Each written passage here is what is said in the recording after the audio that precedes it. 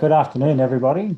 My name's Professor Tim Marnie from the Centre for Animal Science, and it's my pleasure today to be your host for Ben Hayes' seminar. Next slide, thanks, Ben.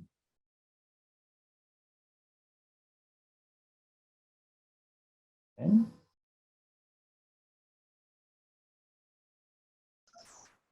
Yep, it's just taking a while to Tim. No worries, thanks.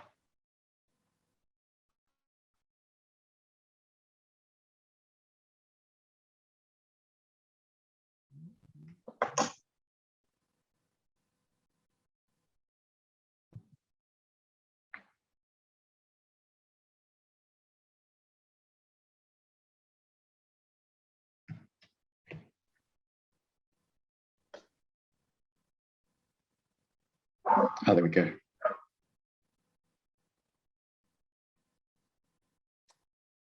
Okay, so today's seminar will run from 12 to 1, and just a reminder to put any questions in the Q&A and not into the chat, because we can't access those. Next slide, thanks, Ben.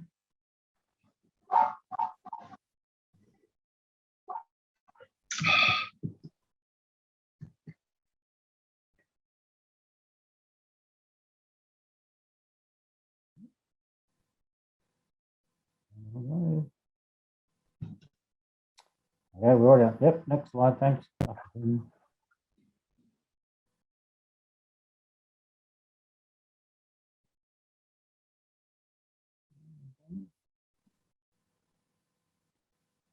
Acknowledgement of the University of Queensland acknowledges the traditional owners and their custodianship on the lands on which we meet. We pay our respects to their ancestors and their descendants who continue cultural and spiritual connections to the country. We recognise their valuable contributions to Australian and global society. Next slide, thanks, Ben.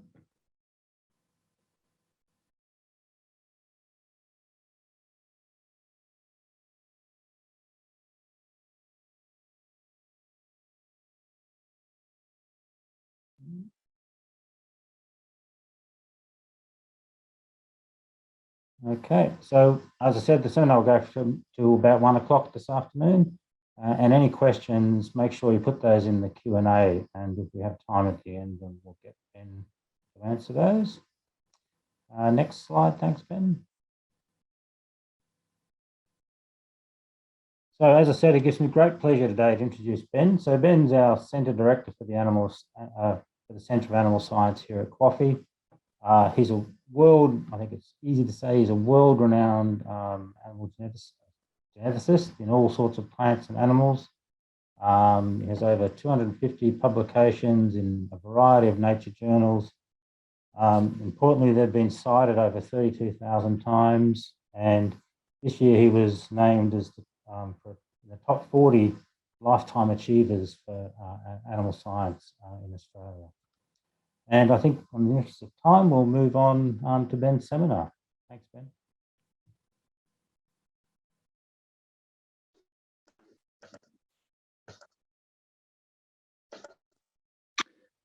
Okay, very much, Tim. So the topic I'm going to address today is breeding Australian cattle for production in the year 2050. So good morning to you all. And my co-authors on this paper, on this presentation, are Catherine Kemper and Luis Prada El Silva.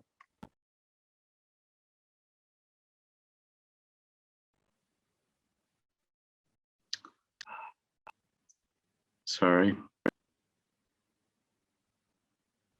Okay, this presentation I actually gave as part of the very recent Australasian Animal Breeding and Genetics Conference, which was in Adelaide, but was a virtual conference.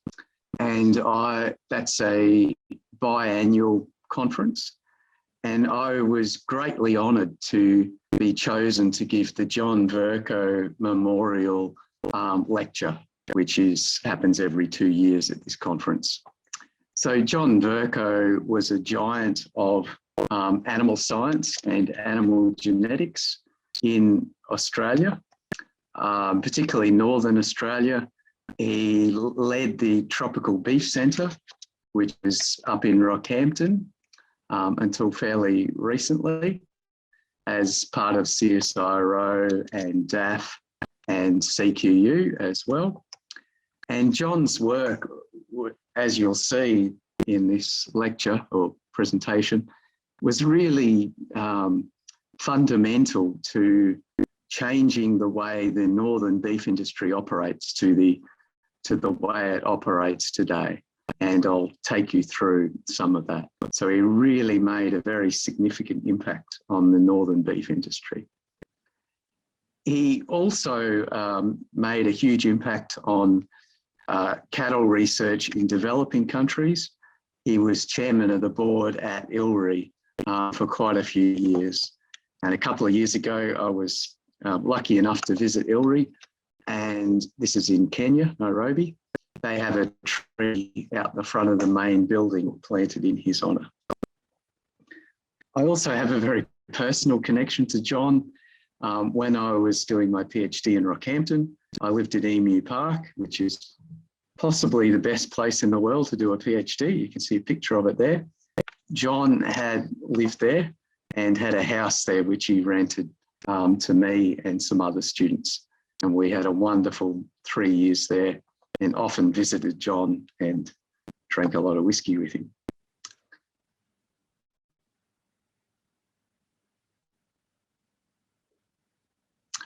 Okay, on to the lecture proper then. This was partly inspired by John Vercoe, but partly inspired by the recent call to action.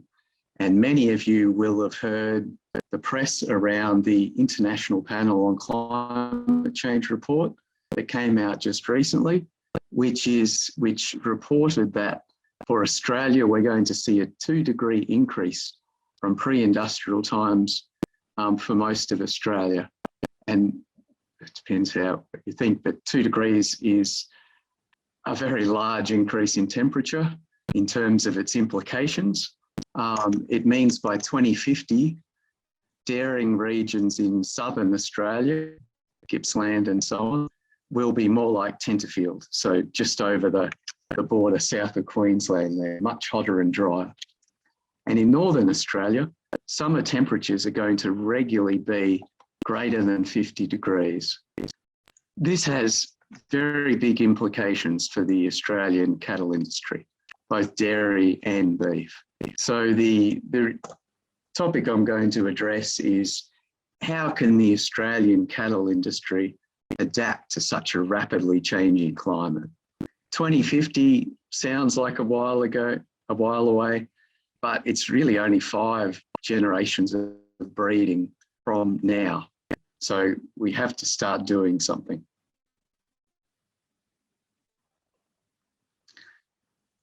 Now, what led to John Vercoe and his colleague John Frisch left behind is a bit of a framework that we can follow for this.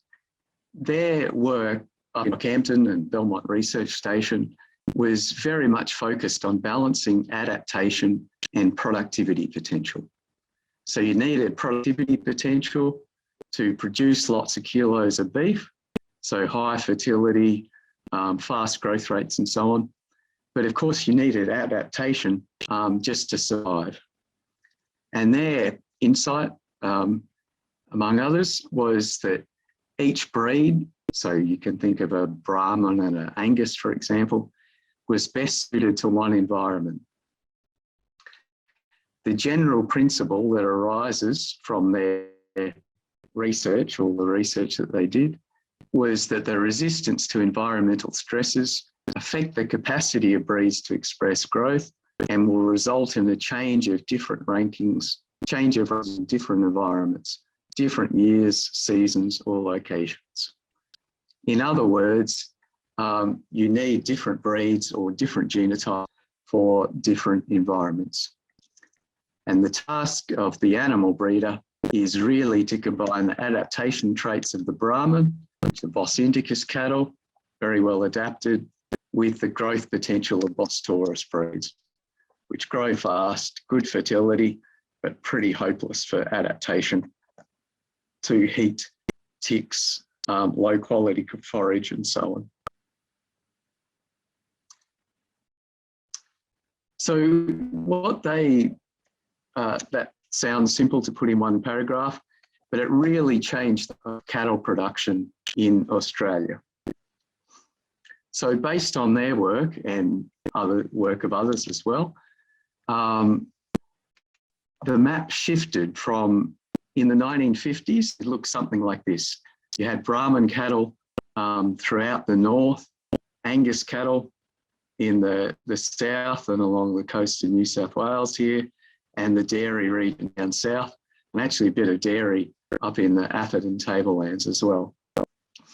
And then in the centre of the country, you had these old legacy shorthorns, which were brought in before the turn of the century, the previous century.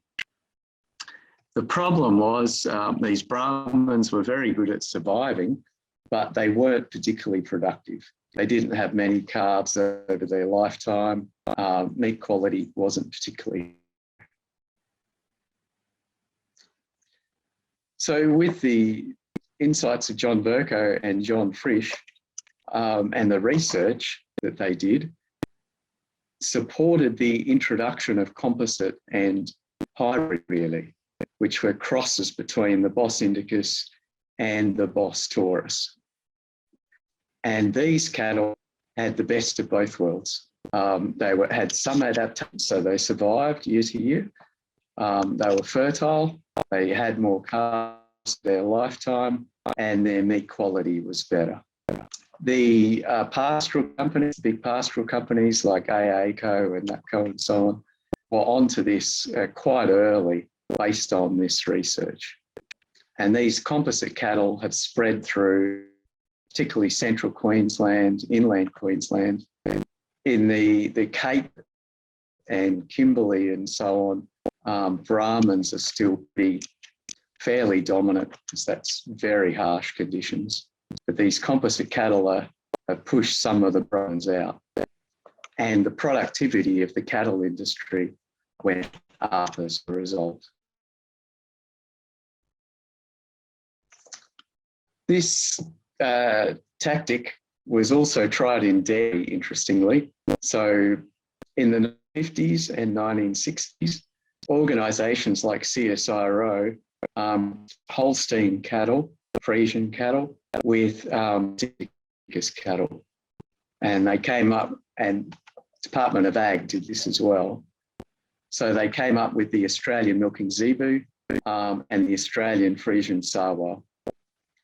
Unfortunately, deregulation of the milk industry, dairy industry, meant it was just so much milk from Victoria up to Queensland.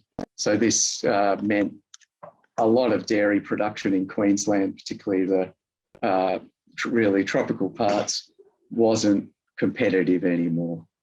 Breeds have disappeared. But you can see the right here, the script from Pakistan. This Australian Friesian Sarwal is still quite popular in Pakistan. It produces a reasonable proportion of the milk there. So John Vercoe and John Frisch went a bit further and looked at very harsh environments and concluded in those very harsh environments the Brahman cattle were the only real alternative. And then the option was selection in the Brahman breed to improve productivity.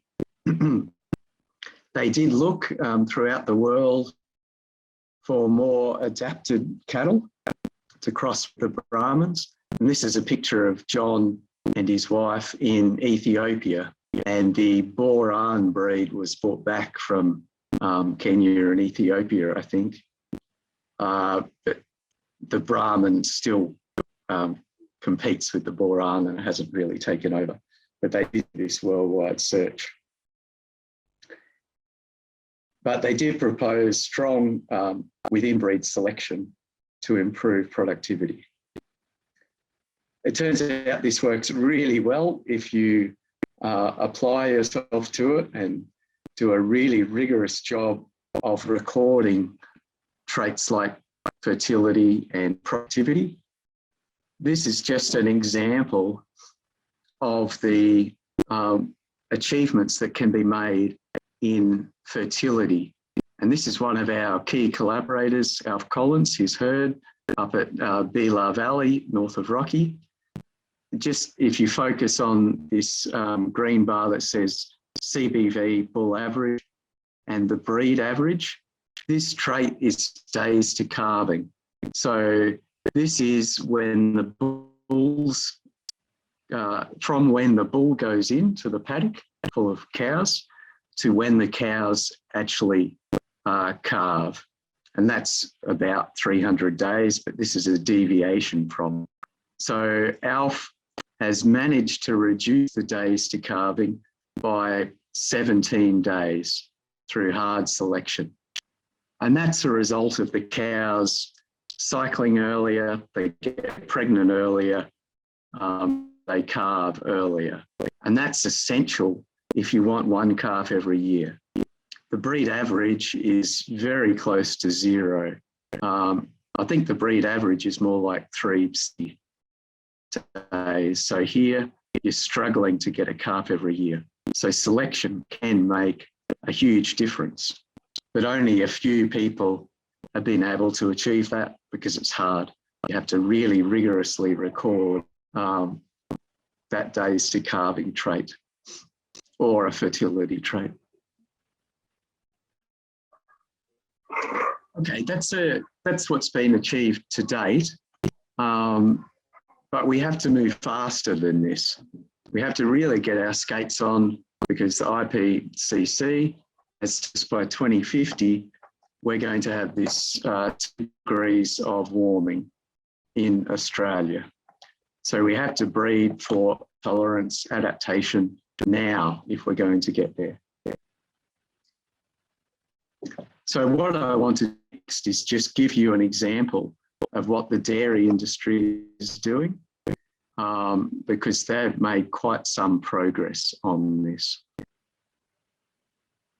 So this case study of within breed selection in dairy cattle, the Holstein breed just produces so much milk. It's not really worth crossing because you decrease production so much it's uneconomic. So perhaps the best strategy is to do within breed selection. So this is part of a large project that I was running together with Jenny Price when I was down in Melbourne, and Jenny Price now runs. So to select for heat tolerance, of course, you need to measure heat tolerance. So how was this done in the dairy project? Well, that was to bring together weather station data, dairying areas, and line up the production from the dairy farms we routinely recorded with that weather station data. And when you put that data together, you can come up with a trait that looks like this. So along the x-axis, we have the temperature humidity index. So that's a combination of temperature and humidity. On the y-axis, we have milk production. And this is what happens in dairy cows. As the temperature index rises, their milk production is fine until suddenly the cow starts feeling heat stress at a particular threshold. And in this case, cow A in the blue, her milk production declines less than cow B. So cow A tolerates stress better than cow B. And this trait actually has a genetic component. 10% of the variation in the trait is genetic, so we can select on it. It's interesting in Holsteins. You think where they come from, northern part of the Netherlands, pretty cold. Their milk production actually drops off at about 18 degrees. if it's humid enough. So it doesn't take much to heat stress a Holstein. Okay, so we collect this phenotype, this slope of the drop-off in milk production on a large number of cows, 366,000 of them for Holsteins, 76,000 for Jerseys. And that's across 1,700 herds there and 500 for the Jerseys. We had their size genotyped. So an efficient way of coming up with a genomic prediction, that's a DNA test for heat tolerance, is not to genotype the 366,000 cows, but genotype their size and look at, for the size, if you average over the daughters, what's the milk production? So you can actually get a decline in milk production with heat stress for the bulls by averaging over their daughters. And we also have cows genotyped in both Holsteins and Jerseys. And again, this is the trait. In the case of the bulls, it was the average of many cows, how their milk production declined. And all these animals were genotyped, so we could come up with a genomic prediction. So we did that, and we've come up with genomic predictions for many traits. This was just another one. But we had to demonstrate to industry how accurate it was. So what we did was drop out the youngest group of sires, predict what their daughter's decline in milk production should actually be, and then we correlated it with their actual daughter's decline in milk production. And we got 0.47. So just again, in this reference population, we've worked out what these DNA markers across the genome, their effects on heat tolerance actually are. You might have one DNA marker here that has a moderate effect, one here that has a small effect, one here that has a moderate effect, and so on along the genome. We just added those effects up. We predicted what this young group of sires that just recently had daughters should be doing in terms of resistance to heat stress, and the accuracy of that. So the connection between what we predicted and what actually happened in these sires was 0.47. So that's not too bad for such a complex trait. Pretty reasonable accuracy. But the dairy industry said, no, we want a more serious validation before we adopt this. So luckily enough, down in the Department of Ag there, has these climate chambers on their research station, where they can put out into the climate chambers and simulate a heat wave, for example. And that's exactly what we did to look at how the animals respond. So we took 400 heifers from industry. There's a random group of Holstein heifers from around Victoria. We genotyped them for the DNA markers, predicted the 24 most heat tolerant, 24 most heat susceptible based on their genomic breeding values. And then we ran those 48 animals through these chambers with a mild simulated heat wave event. It was a 4-day event, and we measured drop in milk production and the core temperature. And in these chambers, you get fantastic control over humidity. So we simulated a heat wave that had happened in Victoria the previous summer. This is just the day and the temperature and humidity and THI. So what were the results? On day one, there was very little difference in the decline in milk production, which is on the y-axis here. Day 2, though, the heat load started to accumulate, and there was a huge difference between heat tolerant and heat susceptible. The heat susceptible cows dropped their milk production by 3.5 litres. Day 3, there was less difference. However, a few of the cows in the heat susceptible group actually had to be removed for animal ethics reasons. They started panting, and we didn't want to impose too much of a heat stress. And day 4, again, the heat susceptible cows dropped their milk production yet again. So it was a very successful validation, actually. I was surprised and very pleased at how successful the validation was. And as a result of this, the dairy industry now has a DNA test for heat tolerance that's actively being used to select cattle, particularly for the Queensland industry.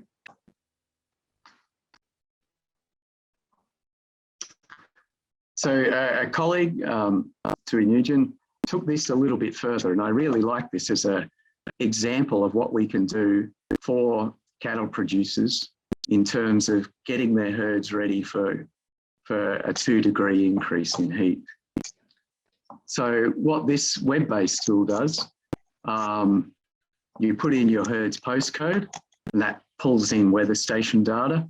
You put in your herd, so every dairy herd has an ID, and that pulls in all your production and DNA marker data. Then you choose a year that you want to breed for, say it's 2050, and what it will do is pull up for you a list of bulls that you should use on your cows to breed the next generations of dairy cattle that are more heat tolerant. That will be the most productive in that future scenario. It also tells you, just say your herd is currently, this is Victoria style, what the equivalent sort of climate will be like in 2050, and in this case, Gander in Queensland. So that's a quite extreme demonstration of how the climate will change there.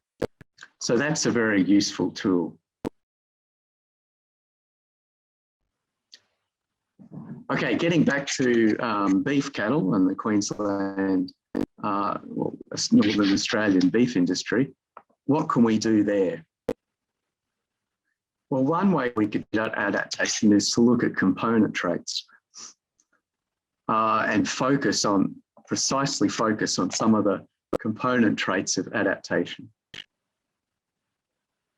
So one of those is nitrogen use efficiency. So in Bos indicus cattle, well, heat stress increases water intake and nitrogen losses. But Bos indicus cattle are less vulnerable to these nitrogen losses because they restrict urine output under high heat stress. And this is a key part of their adaptation. And this is really interesting because Luis Prada El Silva has recently picked up this type of work or this observation, and he's developed an isotope test for tail hair that determines the proportion of dietary versus bodily derived nitrogen. Demonstrated that this was both correlated with growth rates and fertility in Bos indicus cattle. So you could use this type of test for efficiency under high heat stress. So that Lewis is continuing that work, and we'll talk about it in the future, I'm sure. Okay, so to get to the final part of the talk, we can build on the framework that Frisch and Vercoe came up with. Now that we have genomic information, we can just go so much faster for adaptation if we do the right experiments or set up the right populations.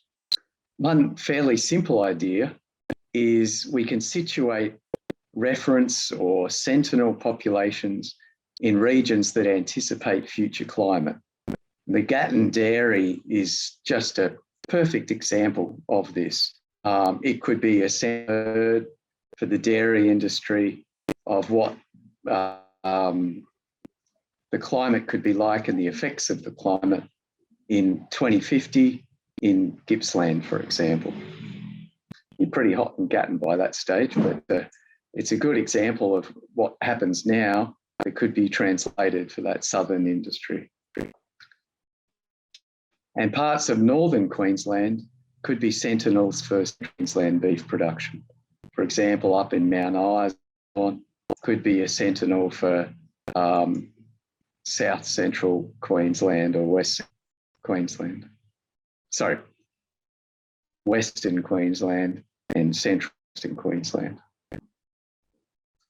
And this idea can either happen on a national scale. So there are projects going, which I'll take you through in a moment, like the Northern Genomics project that has collaborators spread across Northern Australia from Brisbane right up to the Territory and Western Australia. That's what this map shows here. Or stud commercial collaborations can also pull this off. So studs where the breeding and the recording takes place are typically in really high production areas like central Queensland and so on. But they're breeding bulls to perform in much harsher conditions. So if you have records being taken in these harsher conditions and use the genomics to translate that back to the studs, so you follow the chunks of DNA that have come from the studs and see how they perform in those harsh conditions, you can come up with DNA tests for production in harsh conditions that you can use to select in the studs, which are typically in those softer conditions. Just on the Northern Genomics project, this is a project that's funded by LA, and we're running with 54 collaborators, which are located across Northern Australia, as I said, as you can see in this map. That project is recording growth traits, fertility traits, like when the heifers go through puberty, whether they get pregnant after the first calf or not, and also adaptation traits, like tick scores and buffalo fly lesion scores. And that just reminds me that under climate change, with this 2-degree increase, the prevalence of ticks and buffalo flies is very likely to spread down, particularly along the coastal areas. So it's going to be even more of a problem, and tick resistance and buffalo fly lesion resistance is going to be more important. But you can see the huge volume of data. That's the records we've got. This is the heritability of those traits estimated from the genomic data. So there's a lot of genetic variation to work with. So we're in a good spot in that we have some data on these herds that are in very harsh conditions, and we can see how certain genotypes perform in those harsh conditions.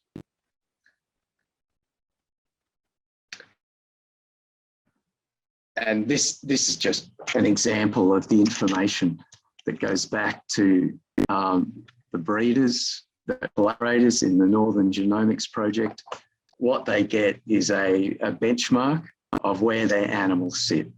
So if we just go through puberty for the moment, if the animals were average in that herd, you would expect 20% to be in the very high category, 20% in the very high, 20 in the high, 20 in the moderate, and so on, equally split. But in this particular herd, there's rather few in the very high category for puberty. So these animals go through puberty fairly late. So this particular herd has some work to do to select for earlier puberty, so more heifers are getting pregnant, boost their pregnancy rates. This might be in a particularly harsh environment. Perhaps this genetics that they're using does better in a softer environment. And we're starting to dissect the data, or more particularly James Copley, a PhD student of ours, is starting to dissect this data based on environment, looking to see, do some genotypes or some sire lines perform better in some environments than others. Okay, a final idea that we could look at to get to adaptation. What we want is an animal that's both adapted to future climates, has really good growth, good fertility, and good meat quality. That's a big ask. A twist of crossing breeds together to get a crossbred or a hybrid is to do this really precisely. So to identify chunks of genome or chromosome segments across all the breeds that are good for these traits, and then come up with a breeding program that stacks them together, that comes up with the optimal animal where all the best chromosome segments are stacked together. We're actually using exactly that strategy in wheat and our barley programs, but we could apply it to cattle to get adapted animals that are very productive, good meat quality. You probably need to combine it with the genomics with advanced reproductive technologies like IVF to get. Incidentally, this has been done before, not with quite so much precision, but I put this picture here to illustrate that this is what has happened in Africa as well, without that genomic precision though. The African pastoralists, they took the existing African cattle that had been crossed with Bos indicus from India to create cattle hybrids or genotypes that perform well in those African some of those very harsh conditions. And we have the genome sequences of many of those genotypes now, so that can help guide us to create these composites that have the best stacks of these chromosome segments. Okay, I'm going to conclude there, but it's clear that future climates are going to force many changes on the beef and dairy industries in Australia. Some of the things we've been doing, we just won't be able to do unless we adapt really quickly. And this brief lecture has, I hope, highlighted some of the lessons learned in past decades, such as the Frisch and Vercoe vision of taking the best from different breeds, so you get adaptation and productivity, and this shouldn't be overlooked as the industries push forward. And I hope I demonstrated in the last part of the presentation that genomic tools, the incredible new genomic tools we have, offer new opportunities to realise their vision of balancing adaptation and productivity and keep our beef and dairy industries going well into the future. And Australia, incidentally, is so well set up for this because we already have this range of environments and the two subspecies, Indicus and Taurus. We have these materials to work with, whereas many other countries, think of Europe, for example, they have quite narrow environments, narrow breed pool, not in such a good situation. There are many people to thank. The group down in Melbourne,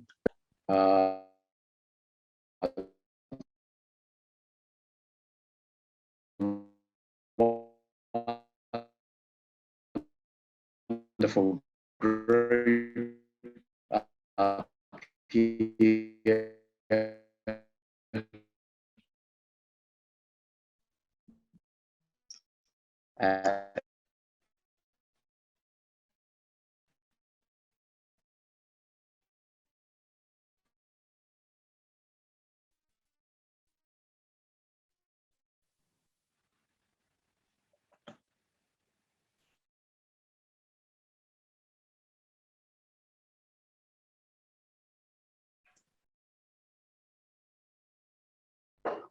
Back, Ben.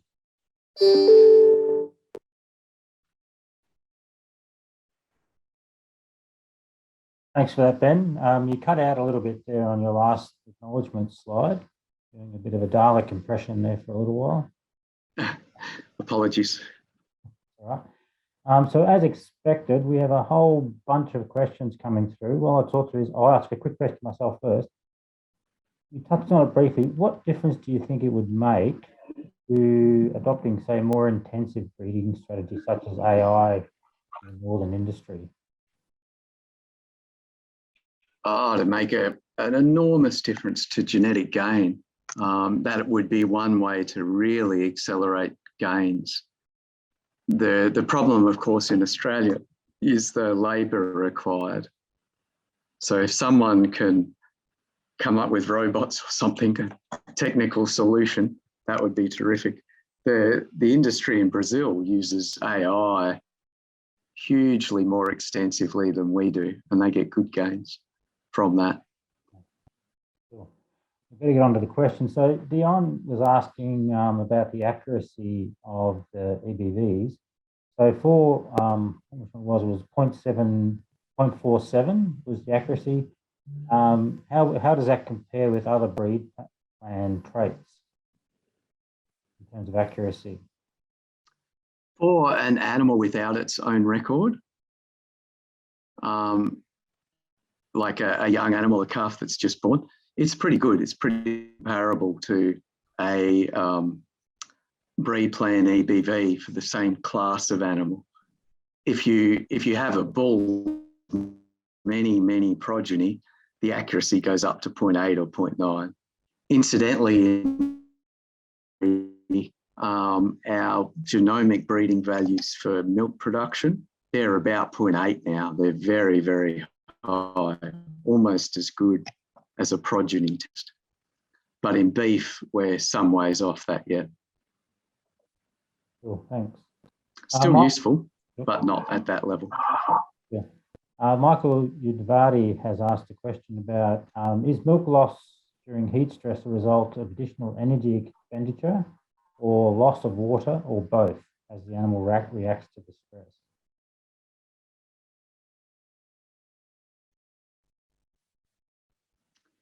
So the first thing that happens when animals are heat stressed is they just stop eating. And that's the main reason for the drop in milk production. They just don't have the nutrient to put into the milk. So if you could measure feed intake on a wide scale, that'd be a very good way to measure heat stress. Good. And Lida has asked, in the validation study, how much of the average milk production of the heifers, how much was the average milk production of the heifers, and what stage lactation were they at? So they were, I think, early lactation from memory. I'm not sure on that 100%, but their milk production would have been about 20 litres. So what's that? 10% of their milk production. Pretty big. Bit more, yep. Cool, thanks. So quite a substantial amount. John Dixon has asked, given the MLA targets, how are you incorporating reduction of methane and future consumer preferences, meat preferences into breeding values or breeding strategies? Yeah, so I meant to say methane is the other enormous challenge for the beef industry to reduce methane emission levels. So that in the first instance is going to be a nutritional solution. So you've probably heard of these seaweeds and things like tree knot that reduce methane emissions by 90%. That's probably the first round of technologies that will reduce methane emissions rather than genetics. However, genetics is a good long-term strategy. Although it's low, you might reduce methane emissions if you measure it by 1% per generation. Over time, that really adds up. So we've got projects going into MLA next week to measure methane in a whole group of cattle, and then to come up with genomic breeding values so we can predict which cattle are going to be high and low emitters.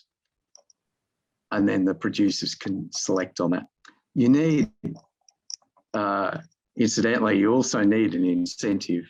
So there needs to be some sort of reward for doing that. Because as soon as you select on one trait, you lose selection pressure in other traits. So that methane space is an area. The meat quality, we also have projects going on. A bit disappointingly, perhaps, the most important thing in meat quality is marbling, the amount of intramuscular fat, which is why Wagyu is so highly sought after. So a lot of the work that goes on is just selecting for more intramuscular fat. There is genetic variation in iron and zinc content, for example, but you don't get paid for it. Whereas marbling, you can. Cool. Michael's asked another question about nitrogen loss and correlation with volume of urine during heat stress. Do we know much about the mechanisms that underpin that, such as less amino acid assimilation, protein turnover, or things like that? That one for Lewis. So work that others have done and we've done seems to indicate that Brahmins have slower protein turnover than Bos Taurus. But that's an active area for investigation. Lewis might know more detail about that, but certainly interesting area to explore. Chris Lambrides has asked how temperament was measured. I was very surprised to see the heritability of this was so high. Yeah, that's a consistent result across many, many studies in cattle. It's a highly heritable trait. So the way it's measured is you put 2 or 3 weaners in a pen and you approach them slowly, and it's basically their response to you. You measure on a 1 to 5 scale. If they passive and not troubled by your presence, they get a 1. If they look like they want to kill you and start stomping, they get a 5. And sounds crude. It's a highly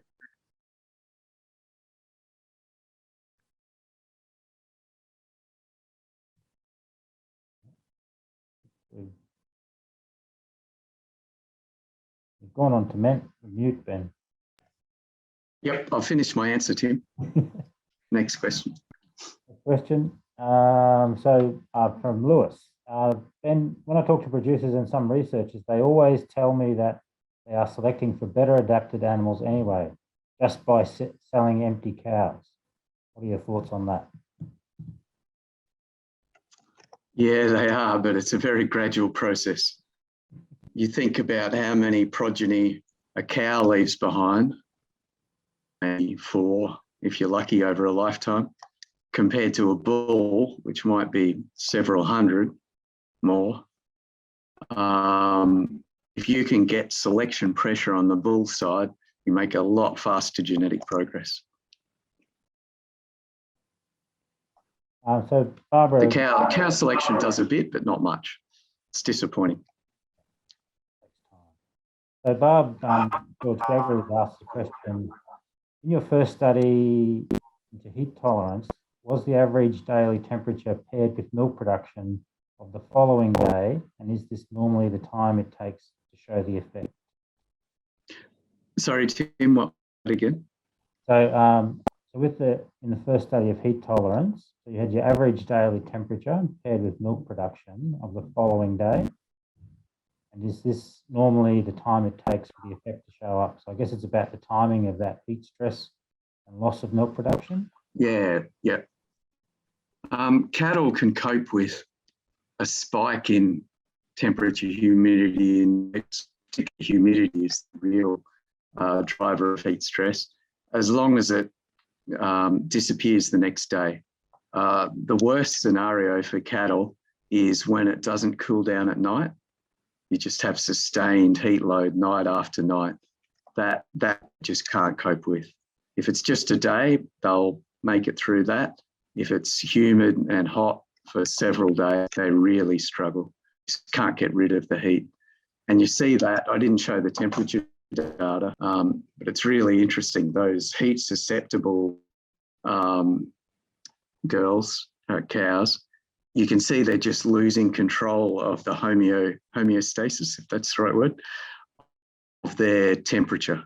They just cannot keep it down. Whereas the heat tolerant animals, they get it down at night and then it comes back during the day. Very good. Caroline's asked, this has been a fantastic presentation. Caroline wants to know if the Australian cattle industry is ready to make these changes.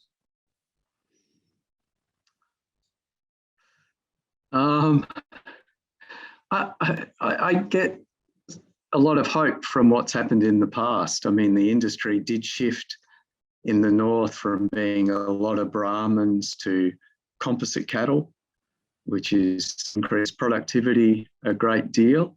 In our Northern Genomics project, the collaborators are starting to pay for their own genotyping and then sending them to me to calculate GBVs. Same thing happening with breed plan, lots of genotypes going in. So yeah, I think there is good hope. There's a lot of very innovative young, or old as well, but producers out there that are great to work with. Yep. And I guess they'll get to the point where they won't have any choice. So Daniel Rodriguez has asked the question, shouldn't we first define environmental marginality in extensive grazing systems, i.e. decide which areas of the country we shouldn't have any cattle on at all? Yeah, I reckon that already happens. I reckon if people have a chunk of land and they can make money out of cropping, cattle there, because the crops, just the returns are greater. And a lot of the country where cattle are, I should have put up some pictures, but there's no way you can grow crops there. If you go out to Mount Isa and parts of the world like that, have crops there. It's just not feasible. So in my mind anyway, I'm very happy to discuss this, but cattle are just an excellent way of using that low quality forage. Couldn't do much else with, except maybe build a mine. Get much better temperament scores for crops though. And they really try to kill you. True. So Barb's asked another question about, I guess, the cost of heat tolerance, and do you know what other traits that might negatively affect? So is there a cost for selecting for heat tolerance? There is a cost. It affects milk production. So as soon as you select for, well, you have to select for milk production and heat tolerance at the same time, and then you can get improvements in both, but it's definitely slower, the increase in milk production, than selecting just milk production. The problem is if you don't select for heat tolerance, you may not have a herd. There have been, I hate to say it, but situations where herds have been through heat waves and survived. So that costs you a lot of money. Yeah. Another question from Daniel about by increasing the cattle adaptation to marginal environments, are we risking increased land degradation in highly fragile environments? At what point does environmental sustainability get taken into account in your work? Yeah, really good question, which we're starting to consider. It hasn't been on people's horizon, well, my horizon, but in the past 6 months through conversations with various people outside, I think that's a really important area to look at in the future. Some of the big pastoral companies are already onto it. They're recognising that they have custodianship over large chunks of Australia. So recognising that people can see what they're doing by satellite technology and so on. And they're like AACO gave a presentation on what they're doing in that space the other day. Really interesting, a lot of good thinking. There's going to be quite a change there, I think. And there's going to be rewards for people that do a good job.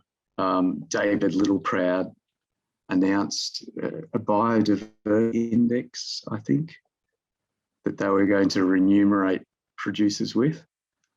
And also the carbon sequestration lends itself to much better natural veg retention and management.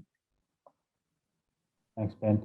Final question, and I think we'll have to wrap up for the day. So Jeff Christensen's asked about the computational analysis, and are you using cloud computing or other types of resources? In 20 seconds or less. Yeah, interesting question. We use the university supercomputers. The last time I looked, we had 10 billion data points to crunch through to get those GBVs. So it is a challenge. We may shift to the cloud in the near future to get the processing power that we. But the university supercomputers are also fantastic, except they occasionally go down. It's very good. Cool. Thanks very much, Ben. There are a few more questions there as we anticipated. Lots of interesting questions. If you do have any questions you'd like Ben to answer, I'm sure if you send him an email, he'd be more than happy to entertain them. So finally, I'd like to thank everybody for attending and thank Ben for giving us a great seminar into what the future might hold for our northern industry. And I guess this is the last coffee seminar for the year. So thanks everyone for attended throughout the year, and we look forward to another great series next year. And you can see here, you can provide feedback today, and thank you all. Thanks very much. Thanks, Tim. Thanks, Ben.